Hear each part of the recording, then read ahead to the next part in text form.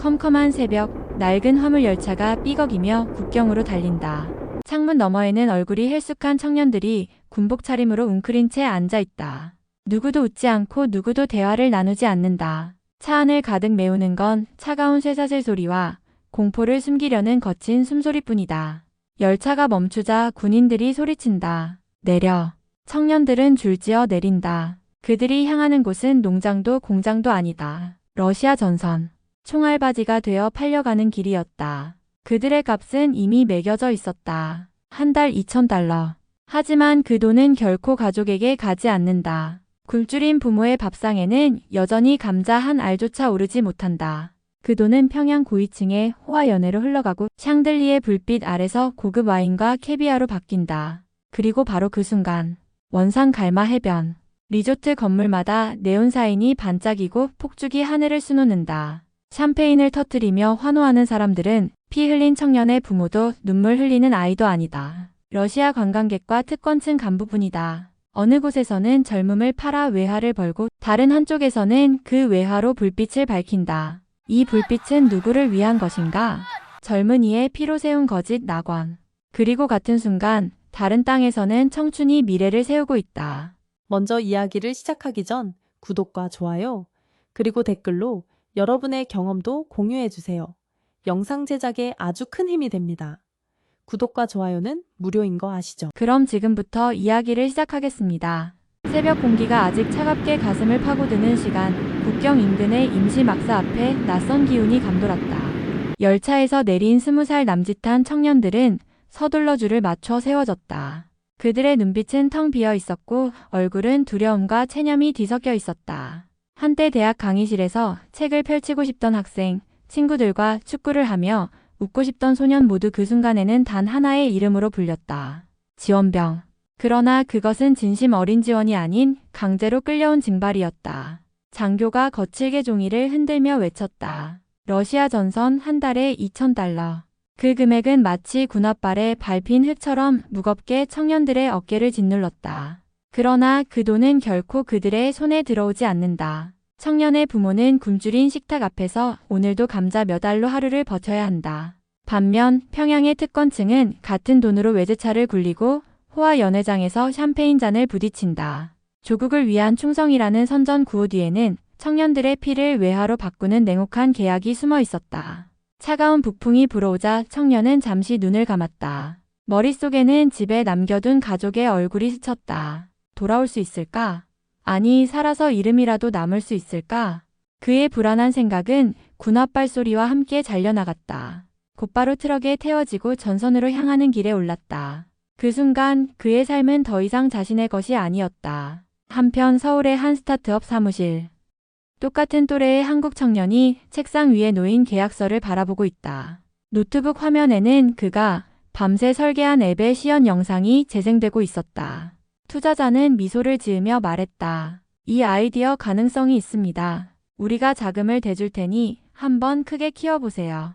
한국 청년은 펜을 들고 계약서에 사인을 했다. 그 종이 위에는 목숨의 값이 아니라 꿈의 값이 적혀 있었다. 그의 계약은 스스로 선택한 길을 열어주었고 노력한 만큼의 기회가 보장되었다. 실패할 자유도 다시 도전할 자유도 있었다. 그의 눈에는 두려움 대신 설렘이 가득했다. 그 시점 북한 청년인 그는 트럭 위에서 철창 밖을 바라보며 속으로 다짐했다.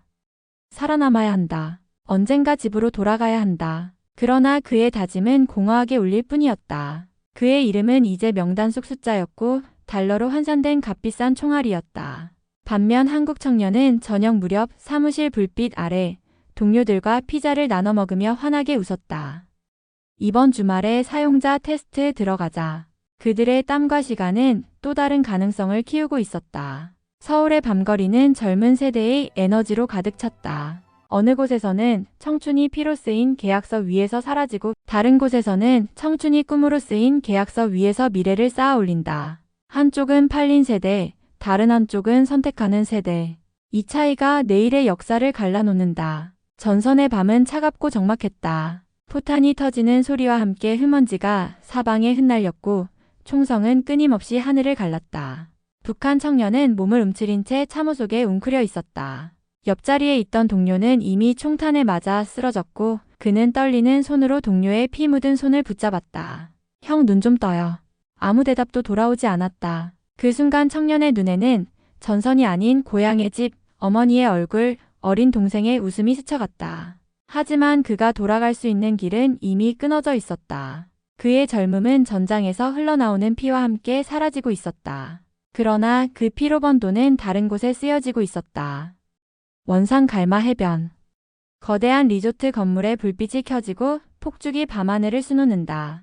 수영장 옆에서는 러시아 관광객들이 환호하며 잔을 부딪히고 있었다. 샴페인이 터지는 소리, 웃음소리, 음악소리가 바다 위로 퍼져나갔다. 이곳이야말로 인민의 낙원이다. 북한 관영 방송이 그렇게 홍보했지만 그 낙원의 문은 인민에게 열려있지 않았다. 총알바디로 쓰러진 청년의 부모는 저 불빛을 볼 수 없었다.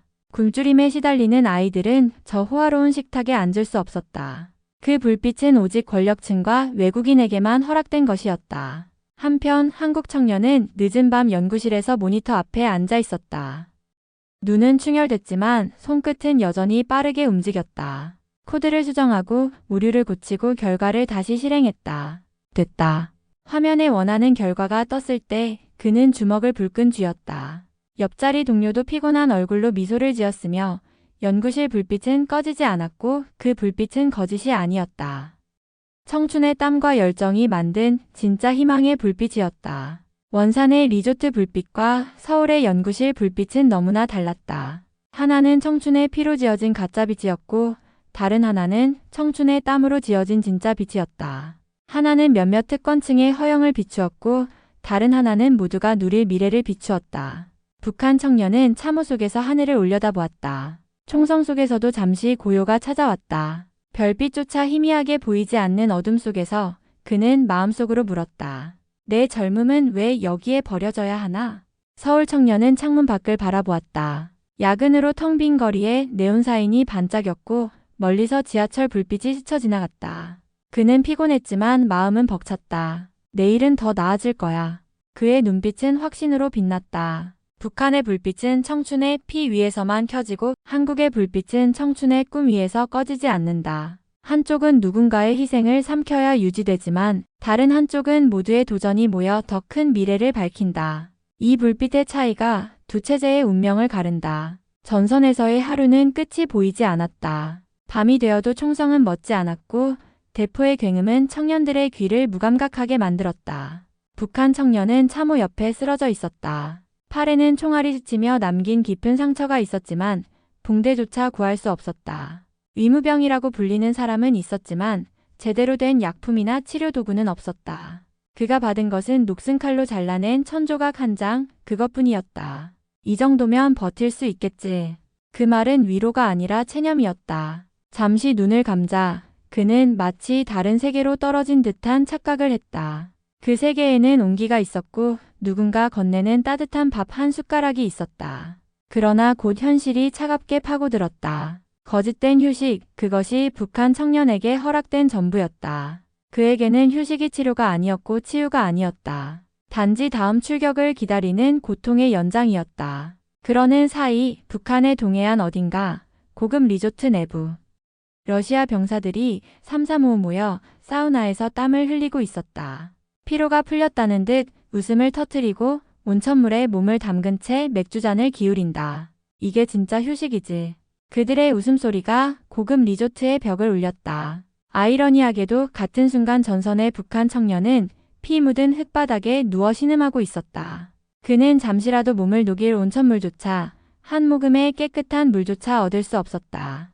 휴식은 그에게 주어지지 않았다. 외국 군인들에게만 허락된 체제를 위한 쇼윈도에 불과했다. 한편 서울의 어느 주말 오후 한국 청년은 친구들과 카페에 앉아 있었다. 테이블 위에는 갓 내린 커피와 케이크가 놓여 있었고 그들은 서로의 고민을 나누고 장난을 치며 웃음을 터뜨렸다. 다음 프로젝트는 더 크게 가자. 좋지, 우리 아직 젊잖아. 서울의 밤거리에는 네온사인이 반짝였다. 젊은이들은 길거리 공연에 박수를 보내고 친구들과 웃으며 사진을 찍었다. 누군가는 게임을 하며 밤을 지새우고 또 누군가는 영화관에서 데이트를 즐겼다. 그들의 휴식은 다양한 얼굴을 하고 있었지만 모두가 진짜였다. 누구도 두려움에 떨지 않았고 누구도 강요받지 않았다. 반면 북한의 청춘에게 휴식은 고통의 다른 이름이었고 한국의 청춘에게 휴식은 자유의 또 다른 얼굴이었다. 한쪽은 목숨을 잃지 않기 위해 버티는 시간이었고 다른 한쪽은 내일을 위해 스스로 선택하는 시간이었으니 그 차이가 바로 희망과 절망의 경계였다. 전선의 반바람은 매섭게 차가웠다. 북한 청년은 낡은 군복을 여미며 트럭 위에 실려 있었다. 그의 앞에는 러시아군 장교가 작성한 명단이 놓여 있었는데 거기에는 이름이 아니라 번호가 적혀 있었다. 17번 다음 교대에 투입. 그는 이제 한 인간이 아니라 숫자였다. 그의 젊음은 더 이상 자신이 주인인 시간이 아니었다. 상관의 명령에 따라 움직이고 총알이 날아드는 곳으로 내몰리며 살아남을 확률조차 다른 이들의 계산에 의해 결정되었다. 북한 체제에서 청년은 국가의 자산이라는 이름으로 포장되어 있었다. 하지만 실상은 팔린 세대였다. 자신의 의지와 상관없이 징발되고 외국 전쟁터로 팔려나가며 목숨값이 환율표 위에서 거래되었다. 그들의 선택권은 처음부터 없었다. 오직 충성만이 생존의 조건이었다. 그 충성이란 것도 체제를 위한 구호일 뿐 개인의 삶을 지켜주지 못했다. 한편 서울의 대학 강의실. 한국 청년은 노트북을 열고 수업을 듣고 있었다. 강의 주제는 인공지능 윤리와 미래 사회. 강사가 말했다. 여러분은 이 기술을 어디에 쓰고 싶습니까? 의료일 수도 있고 교육일 수도 있고 예술일 수도 있습니다. 선택은 여러분의 몫입니다. 그 순간 한국 청년은 깨달았다. 자신에게는 선택할 권리가 있다는 것을. 원한다면 기업을 창업할 수도 있고 연구자가 될 수도 있고 다른 길로 전향할 수도 있었다. 실패하더라도 다시 시작할 수 있었고 그 선택은 다시 다른 가능성으로 이어졌다. 북한 청년은 참호 속에서 명령을 기다리며 눈을 감았다. 내가 원한 건 책을 읽고 공부하는 삶이었는데 왜 나는 총을 들고 있는 걸까? 그의 내면에서 울려 퍼지는 질문은 공허하게 메아리쳤다. 그에게는 원한다는 말 자체가 허락되지 않았다. 선택이라는 단어는 사전 속에만 존재했을 뿐 현실에서는 금지된 것이었다. 서울의 청년은 강의를 마치고 친구와 함께 도서관에 앉았다. 서로의 진로에 대해 진지하게 이야기하며 미래를 그려나갔다. 나는 디자인 쪽으로 가고 싶어. 나는 의료 데이터를 활용해 보고 싶어. 그들의 대화에는 강요가 없었고 두려움도 없었다. 단지 스스로의 꿈을 따라가겠다는 자유만이 있었다. 북한 청년은 다시 트럭에서 내려졌다. 그는 어디로 끌려갈지 알지 못했다. 러시아군의 지휘 아래 총알바지가 되는 그 순간 그는 다시 한번 깨달았다. 내 인생은 내 것이 아니구나. 그에게 남겨진 것은 단 하나, 체제를 위해 쓰이다 사라지는 팔린 청춘의 운명이었다. 한국 청년은 지하철을 타고 집으로 돌아오며 창밖 야경을 바라보았다. 네온사인 불빛이 반짝였고 거리에는 사람들의 웃음소리가 흘러넘쳤다. 그는 속으로 다짐했다. 내 선택이 내 미래를 만든다. 내가 책임질 수 있다면 두렵지 않다. 그의 눈빛은 확신으로 빛나고 있었다. 북한의 청춘은 국가에 팔린 세대였고 한국의 청춘은 자신을 선택하는 세대였다. 한쪽은 숫자로 불리고 다른 한쪽은 이름으로 불렸다. 한쪽은 강제로 끌려갔고 다른 한쪽은 스스로 길을 골랐다. 그 차이는 단순한 자유의 유무가 아니라 삶과 죽음을 가르는 본질적인 경계였다. 팔린 세대는 미래를 잃고 선택하는 세대는 미래를 만든다. 이 대비가 바로 두 체제의 운명을 말해준다. 북한 청년이 몸을 웅크린 참호 속 밤은 너무나 어두웠다. 총성이 잠시 멎은 순간에도 그의 눈앞은 캄캄했다. 하늘에는 별빛조차 희미했고 어둠은 숨통을 조여왔다. 그가 꿈꾸던 작은 전등 하나조차 없었다. 북한의 마을은 오래전부터 밤이 되면 암흑으로 잠겼다. 전기는 귀한 자원이었고 평양 중심가나 고위층 구역을 제외하면 제대로 공급되지 않았다. 그래서 그에게 불빛이란 언제나 부족하고 사라지고 빼앗기는 것이었다. 하지만 원산 갈마 해변의 리조트는 달랐다. 밤이 되자 네온사인과 조명장치들이 일제히 켜졌다. 수영장은 은은한 푸른빛으로 물결을 반짝였고 호텔 외벽은 폭죽 불빛에 맞춰 알록달록하게 빛났다. 외국인 관광객들이 휴대폰을 들고 환호하며 영상을 찍고 특권층 간부들은 샴페인 잔을 높이 들어 올렸다. 위대한 체제의 성과. 그들은 그렇게 외쳤지만 정작 그 불빛은 인민과 아무 상관도 없었다. 청년의 부모가 사는 고향 마을에는 여전히 촛불만이 희미하게 흔들리고 있었고 아이들은 어둠 속에서 숙제를 해야 했다. 그러나 권력층은 보여주기식 리조트의 불빛으로 마치 인민 전체가 행복한 듯 꾸며냈다. 그 불빛은 쇼윈도였고 허상 위에 세운 연극 무대에 불과했다. 밤 10시가 넘은 시각 강남대로에는 여전히 사람들이 북적였다. 가로등은 도로를 환하게 비추었고 버스 정류장에는 안내 전광판이 정확한 도착 시간을 알려주고 있었다. 작은 골목길조차도 보안등이 켜져 있어 혼자 걷는 이도 두려움 없이 발걸음을 옮길 수 있었다. 불빛은 안전을 위한 것이었고 시민 모두를 위한 배려였다. 한 대학생은 늦게까지 도서관에서 공부를 마치고 집으로 돌아가는 길 환한 가로등 아래에서 미소를 지었다. 늦게 끝났지만 무섭지 않네. 언제나 불빛이 있으니까. 그에게 불빛은 사치품이 아니었다. 당연히 누려야 할 권리였고 공동체가 보장하는 기본이었다. 북한 청년은 한때 꿈을 꾸곤 했다. 언젠가 우리 마을에도 밤새 꺼지지 않는 불빛이 들어오면 얼마나 좋을까. 그러나 그 불빛은 끝내 오지 않았다. 체제는 인민에게 빛을 나누는 대신 권력자들의 파티장에만 집중했다. 결국 청년이 마주한 어둠은 단순한 자연의 어둠이 아니었다. 그것은 체제가 강요한 어둠, 진실을 가리는 어둠, 미래를 빼앗아간 어둠이었다. 서울의 청년은 밤늦게까지 연구실 불빛을 끄지 않았다. 그 불빛은 단순히 공간을 밝히는 역할을 넘어 청춘의 열정과 도전이 꺼지지 않고 있음을 보여주었다. 그가 코드 한 줄을 고칠 때마다 그 불빛은 미래의 가능성을 키우고 있었다. 그의 동료들은 농담을 하며 컵라면을 나누었고 피곤한 얼굴 속에서도 웃음이 흘러나왔다. 그들에게 불빛은 단순한 조명이 아니라 희망의 상징이었다. 북한 리조트의 불빛과 한국 도시의 불빛은 너무나 달랐다. 북한의 불빛은 인민에게 닿지 않는 거짓이었고 한국의 불빛은 모두를 위한 진실이었다. 북한의 불빛은 체제를 유지하기 위한 쇼였고 한국의 불빛은 시민의 안전과 꿈을 지켜주는 약속이었다.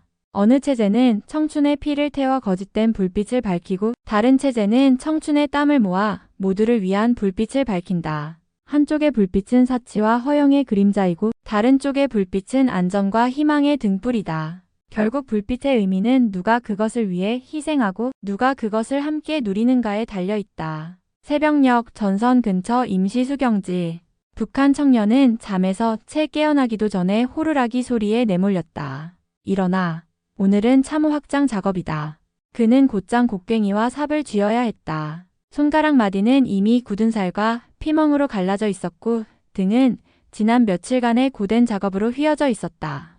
총알을 피하기도 벅찬 전선에서 그는 하루의 절반을 흙을 파는 데 써야 했다.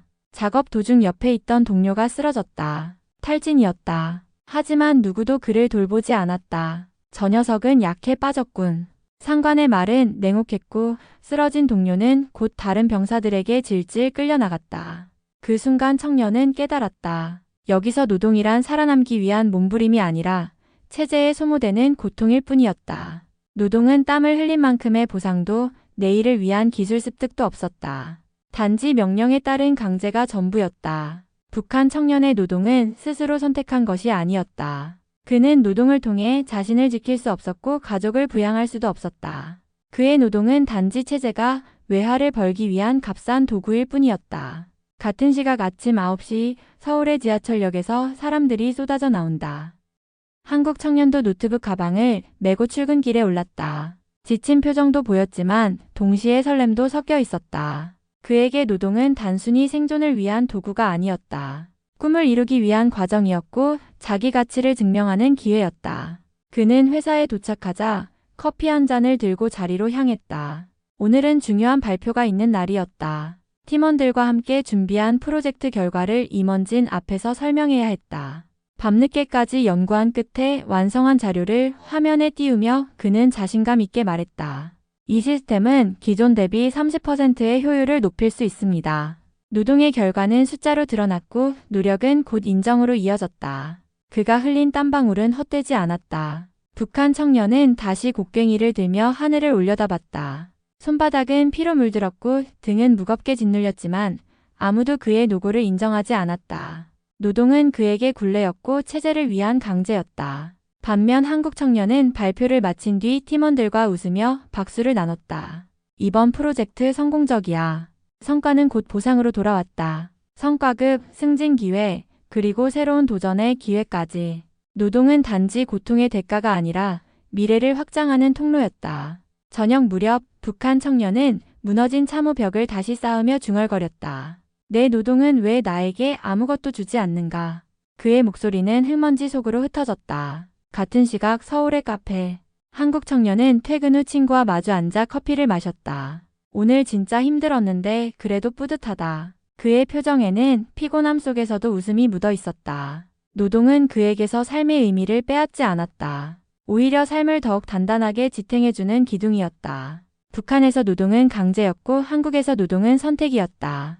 북한 청년의 노동은 체제의 이익을 위해 강제로 소모되었고 한국 청년의 노동은 개인의 꿈과 미래를 위해 자발적으로 투자되었다. 한쪽은 굴레였고 다른 한쪽은 기회였다. 노동의 의미를 빼앗긴 청춘은 절망 속에 쓰러지지만 노동의 의미를 선택할 수 있는 청춘은 희망 속에 다시 일어선다. 밤이 깊어지자 전선의 참호 안은 더욱 차가워졌다. 북한 청년은 낡은 군복 속에서 떨며 주머니 깊숙이 손을 넣었다. 그 안에는 작은 종이 쪽지가 있었다. 훈련소를 떠나기 전 어머니가 몰래 쥐어준 종이였다. 거칠고 삐뚤어진 글씨가 적혀 있었다. 사람만 돌아오너라. 내가 없으면 우리는 무너진다. 청년은 그 글귀를 수십 번, 수백 번 읽었고 읽을 때마다 가슴은 무겁게 조여왔다. 그의 노동과 싸움, 그 모든 고통은 체제를 위한 것이 아니라 오히려 가족을 지키기 위한 허망한 몸부림이 되어 있었다. 그러나 아이러니하게도 그 체제는 바로 그 가족을 인질로 붙잡고 있었다. 상관은 냉혹하게 경고했다. 임무에서 도망치면 너희 가족은 끝이다. 그 한마디는 청년의 발목에 쇠사슬처럼 채워졌다. 그가 총을 놓지 못하는 이유는 조국에 대한 충성이 아니라 오히려 가족을 지키려는 본능 때문이었다. 그러나 그 선택조차도 자유가 아니었다. 체제는 그의 사랑을 약점으로 만들었고 가족은 협박의 도구가 되었다. 그의 마음속에서 가족은 희망이 아니라 공포의 그림자가 되어갔다. 한편 퇴근을 마친 한국 청년이 현관문을 열자 아이의 웃음소리가 쏟아져 나왔다. 아빠 왔다. 작은 아이가 달려와 품에 안겼다. 그 순간 청년의 피로는 눈 녹듯 사라졌다. 부엌에서는 아내가 따뜻한 저녁을 차리고 있었다. 오늘 발표 잘했다며? 축하해요. 그 말 한마디는 청년에게 세상 어떤 보상보다 값졌다. 그에게 가족은 체제가 빼앗아가는 대상이 아니라 자신이 지켜내야 할 소중한 삶의 이유였다. 가족과 함께 밥을 먹고 웃으며 대화하는 평범한 일상, 그것이야말로 한국 청년에게는 가장 큰 힘이었다. 북한 청년은 참호 속에서 눈을 감고 상상했다. 만약 지금 집에 있을 수 있다면 어린 동생에게 이야기를 들려주고 어머니의 따뜻한 밥을 먹으며 웃을 수 있을까? 그러나 곧 총성이 그의 상상을 산산이 부수었다. 그의 현실은 가족 곁이 아니라 낯선 전쟁터의 진창이었다. 그에게 가족은 곁에 없는 존재였고 언제든 체제가 빼앗아갈 수 있는 인질이었다. 서울의 밤, 한국 청년은 가족과 함께 산책을 나왔다. 가로등이 환하게 비추는 공원에서 아이는 자전거를 타며 까르르 웃음을 터뜨렸다. 아빠, 나 빨리 달린다. 청년은 그 모습을 바라보며 속으로 다짐했다. 내가 일하는 이유는 바로 이것이다. 내 가족, 내 아이의 미래. 그에게 노동은 체제에 소모되는 강제가 아니라 가족과 함께 행복을 누리기 위한 자발적 선택이었다. 북한 청년은 다시 종이 쪽지를 꺼내 손바닥 위에 올려놓았다. 어머니의 글씨는 희미했지만 여전히 살아있었다. 그는 속으로 되뇌었다. 살아남아야 한다. 그래야 가족을 다시 볼 수 있다. 그러나 그는 알고 있었다. 돌아가는 길이 열릴 확률은 거의 없다는 것을. 가족을 지키기 위해 싸우지만 그 싸움이 오히려 가족을 더 위험에 빠뜨릴 수도 있다는 것을. 북한에서 가족은 협박의 도구였고 한국에서 가족은 삶의 이유였다. 북한 청춘은 사랑하는 이를 지키려다 체제에 묶였고 한국 청춘은 사랑하는 이와 함께 자유를 누렸다. 가족을 잃을까 두려워 총을 쥐는 청춘과 가족을 위해 꿈을 쥐는 청춘.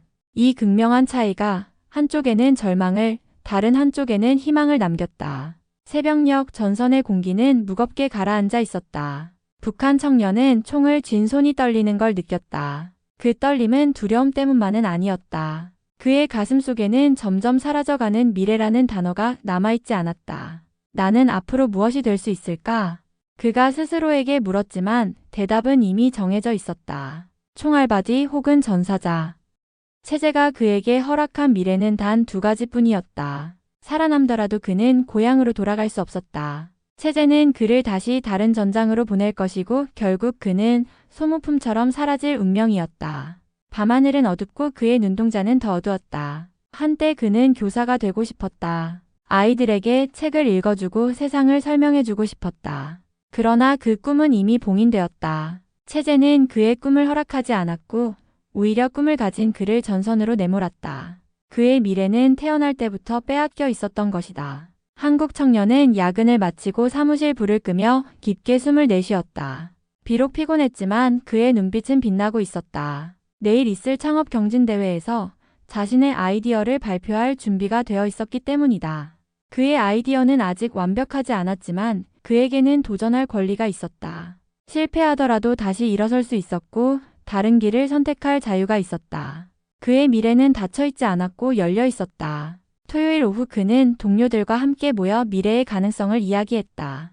우리 앱이 잘 되면 세계로 나갈 수 있어. 실패하면 어때? 또 다른 걸 하면 되지. 그들의 대화 속에는 두려움이 없었다. 그들은 자기 인생의 주인이었고 미래를 스스로 설계하는 건 당연한 권리였다. 북한 청년은 참호 속에서 하늘을 올려다보았다. 별빛은 흐릿했지만 그는 마음속으로 속삭였다. 나도 선택하고 싶다. 나도 내 미래를 내가 정하고 싶다. 그러나 그의 바람은 곧 총성에 묻혔다. 그에게 선택이란 존재하지 않았고 미래란 단어는 점점 사라지고 있었다. 서울 청년은 대회 무대에 올랐다. 조명이 그를 비췄고 수많은 청중이 지켜보고 있었다. 그는 당당히 마이크를 잡았다. 저는 청년입니다. 하지만 두려워하지 않습니다. 왜냐하면 이 나라는 저 같은 청년에게 기회를 주기 때문입니다.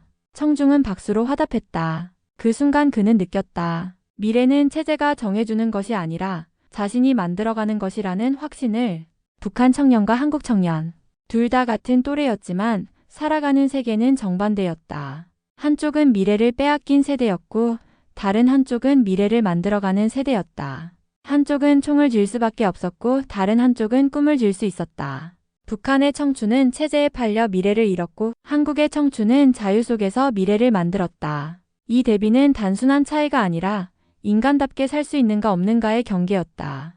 팔린 세대는 어둠 속에서 사라졌지만 선택하는 세대는 불빛 속에서 내일을 열어간다. 진짜 미래의 주인은 자기 삶을 스스로 선택할 수 있는 청춘이다. 오늘의 사연은 여기까지입니다. 이 이야기는 시청자 여러분이 보내주신 사연을 기반으로 각색하고 재구성해서 제작되었습니다. 오늘도 잊지 않고 함께 해주셔서 진심으로 감사합니다. 마치기 전에 구독과 좋아요 다시 한번 부탁드립니다. 그리고 시간이 되시면 댓글로 여러분 생각도 들려주세요. 지금까지 나레이터 송혜나였습니다. 오늘도 행복한 하루 되세요.